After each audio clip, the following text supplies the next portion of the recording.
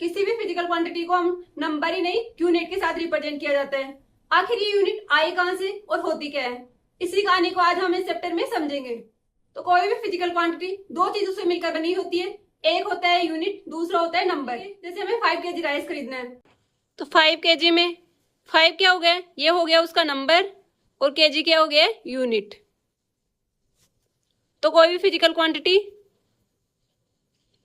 दो चीजों से मिलकर बनी हुई होती है, एक हो गया नंबर, दूसरा हो गया यूनिट। अब ये यूनिट आई कहां से, तो अपने पास 3 डिफरेंट सिस्टम्स और यूनिट है। पहला है सीजीएस, दूसरा है एमकेएस और थर्ड है एपीएस।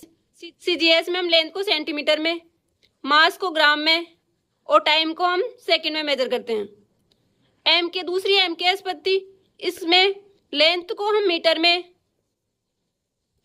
मास को किलोग्राम में और टाइम को हम सेकंड में मेजर करते हैं। और थर्ड है एपीएस पद्धति, इसमें हम लेंथ को फुट में, मास को पाउंड में और टाइम को हम सेकंड में मेजर करते हैं। लेकिन तीनों में कंफ्यूजन क्या होता है कि लोग अलग अलग पद्धति फॉलो करते हैं, तो इससे लोगों के बीच में कंफ्यूजन क्रिएट हो रहा था। तो इसी कंफ्यूजन को दूर करने के लिए एक दूसरी पद्धति आई जिसे बोलते हैं SI unit, international systems of unit. इसमें क्या है, इसमें हम लेंथ को मीटर में, मास को किलोग्राम में और टाइम को हम सेकंड में मेजर करते हैं। और ये स्टैंडर्ड यूनिट है, ऑल ओवर वर्ल्ड ये यूनिट फॉलो होती है, ये यूनिवर्सल यूनिट है। अब अपने पास 7 फंडामेंटल क्वांटिटीज है जिनकी ऐसा यूनिट है।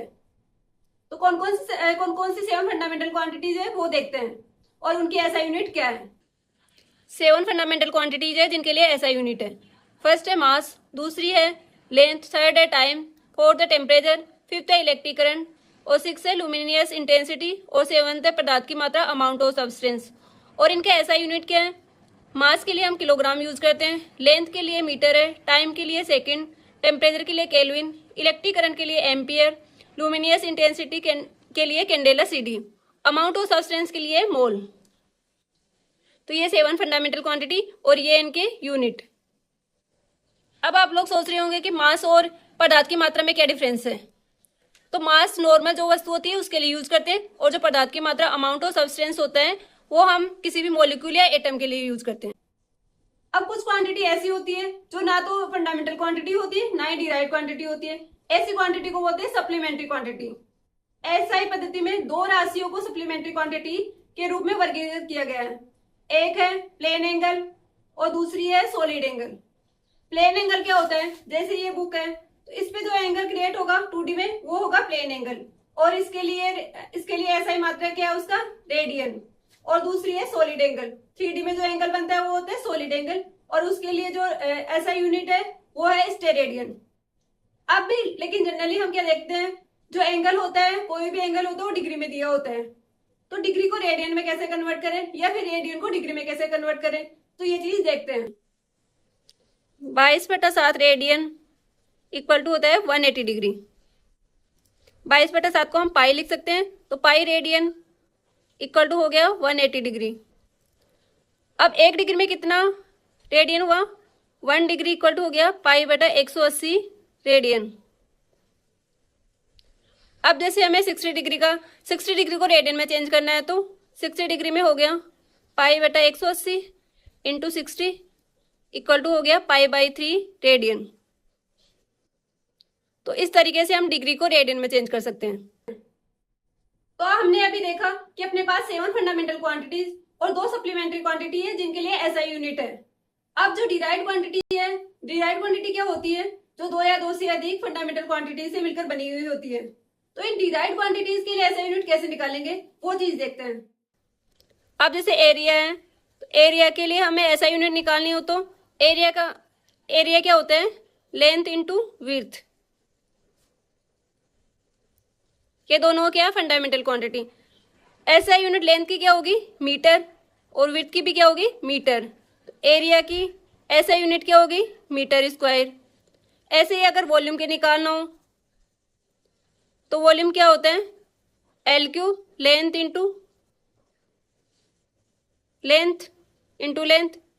तो लेंथ को किस में रिप्रेजेंट करेंगे, M में, मीटर में, और ये मीटर इंटू मीटर, तो वॉल्यूम की ऐसा यूनिट क्या होगी, मीटर क्यूब। ऐसे जैसे डेंसिटी के लिए निकालनी हो, डेंसिटी क्या होती है, मास अपॉन वॉल्यूम।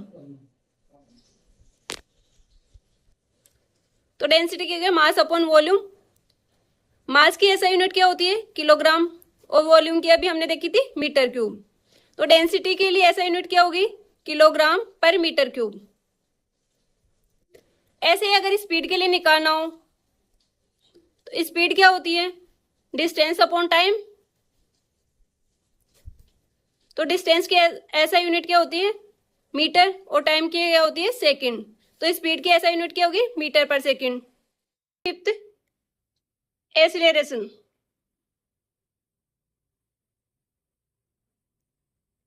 तो एक्सीलरेशन क्या होता है, change in velocity upon time. और चेंज इन वेलोसिटी क्या होती है, डिस्प्लेसमेंट अपॉन टाइम। और एक टाइम पहले से है इसमें। तो इसके लिए ऐसा यूनिट कैसे निकालेंगे, डिस्प्लेसमेंट के लिए ऐसा यूनिट क्या होती है, मीटर, और टाइम के लिए क्या होती है, सेकंड। तो ये आ गया सेकंड। तो एक्सीलरेशन के लिए क्या होगी ऐसा यूनिट, मीटर पर सेकंड स्क्वायर। अब ऐसे जैसे फोर्स के लिए निकालनी हो हमें, फोर्स क्या होता है, मास इंटू एक्सीलरेशन। तो मास के लिए ऐसा यूनिट क्या होती है, किलोग्राम, और एक्सीलरेशन की अभी हमने देखी थी, तो उसके लिए क्या होती है, मीटर पर सेकंड स्क्वायर। तो फोर्स के लिए ऐसा यूनिट क्या होगी, किलोग्राम मीटर पर सेकंड स्क्वायर, और इसको बोलते हैं न्यूटन। न्यूटन से फोर्स को हम न्यूटन से रिप्रेजेंट करते हैं। इसी तरीके से हम अलग अलग कोई भी डिराइव्ड क्वांटिटी होती है उसके लिए हम इस तरीके से हम किसी भी डिराइव्ड क्वांटिटी के लिए हम ऐसा यूनिट निकाल सकते हैं। अब हमने देख लिया कि डायमेंशनल क्वांटिटी के लिए ऐसा यूनिट किस तरीके से निकालते हैं।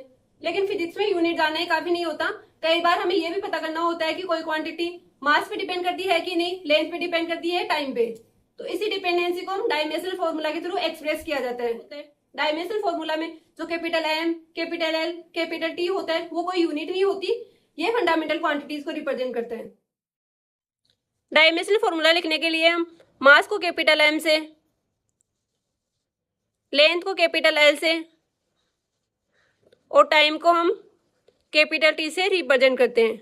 और किसी भी क्वांटिटी का जैसे डायमेंशनल फॉर्मूला लिखना हो तो कैसे लिखेंगे, उसको कैपिटल ब्रैकेट में एम एल टी, और यहाँ पे इनकी पावर आ जाएगी। एम की पावर जितनी होगी वो यहाँ पे आ जाएगी, एल की पावर जितनी होगी वो यहाँ पे, और टी की पावर यहाँ पे। अब जैसे एरिया है, एरिया का डायमेंशनल फॉर्मूला निकालना हो तो कैसे निकालेंगे, पहले उसकी ऐसा यूनिट देखेंगे। एरिया क्या होता है, लेंथ इंटू विड्थ, और इसकी ऐसा यूनिट क्या होगी, मीटर स्क्वायर। अब हमें इसका डायमेंशनल फॉर्मूला लिखना है तो कैसे लिखेंगे, अब पहले ये देखेंगे एरिया मास पे डिपेंड करता है, नहीं, तो मास की पावर क्या होगी, 0। और लेंथ पे डिपेंड करता है, हाँ, लेंथ की कौन सी पावर पे डिपेंड करता है, लेंथ की पावर 2 पे डिपेंड करता है, तो लेंथ की पावर आ गई 2। अब टाइम पे डिपेंड करता है, नहीं, तो टाइम की पावर क्या आ गई, 0। ये हो गया एरिया के लिए डायमेंशनल फॉर्मूला। इसी तरीके से जैसे वॉल्यूम के लिए निकालना हो तो वॉल्यूम की ऐसा यूनिट क्या होती है, मीटर क्यूब। तो इसके लिए डायमेंशनल फॉर्मूला क्या हो जाएगा, ये मास पे डिपेंड करता है, नहीं, तो मास की पावर आ गई 0। लेंथ पे डिपेंड करता है, हाँ, लेंथ की कौन सी पावर पे डिपेंड करता है, 3 पे, तो ये आ गया 3। और टाइम पे डिपेंड करता है, नहीं, तो टाइम की पावर आ गई 0। ऐसे ही अगर हमें स्पीड के लिए निकालना हो तो स्पीड क्या होते हैं, डिस्टेंस अपॉन टाइम, और इसके ऐसा यूनिट क्या होती है, मीटर पर सेकेंड। अब इसके लिए डायमेंशनल फॉर्मूला लिखना हो तो कैसे लिखेंगे, अब देखेंगे स्पीड मास पे डिपेंड करती है, नहीं, तो एम की पावर क्या आ जाएगी, 0। अब लेंथ पे डिपेंड करती है, हाँ, लेंथ की कौन सी पावर पे डिपेंड करती है, 1 पे, तो एल 1 आ जाएगा। और स्पीड टाइम पे डिपेंड करता है, हाँ, टाइम की कौन सी पावर पे डिपेंड करते हैं, -1, क्योंकि स्पीड टाइम के इन्वर्सली प्रोपोर्शनल है, तो टी की पावर -1। तो ये हो गया स्पीड का डायमेंशनल फॉर्मूला। ऐसे ही अगर अभी एक्सीलरेशन के लिए निकालना हो तो एक्सीलरेशन की ऐसा यूनिट क्या होती है, मीटर पर सेकेंड स्क्वायर। तो इसका डायमेंशन फॉर्मूला क्या हो जाएगा, एम की पावर 0, क्योंकि मास पे डिपेंड नहीं करता, L की पावर 1, क्योंकि 1 की पावर पर डिपेंड करता है लेंथ की, और T की पावर क्या आ जाएगी -2, क्योंकि ये सेकेंड स्क्वायर है, इन्वर्सली प्रोपोर्शनल सेकेंड स्क्वायर के। और ऐसे ही अगर हमें फोर्स के लिए निकालना हो तो फोर्स क्या होता है, मास इंटू एक्सीलरेशन। तो अब इसके लिए ऐसा यूनिट क्या होगी, किलोग्राम मीटर पर सेकेंड स्क्वायर।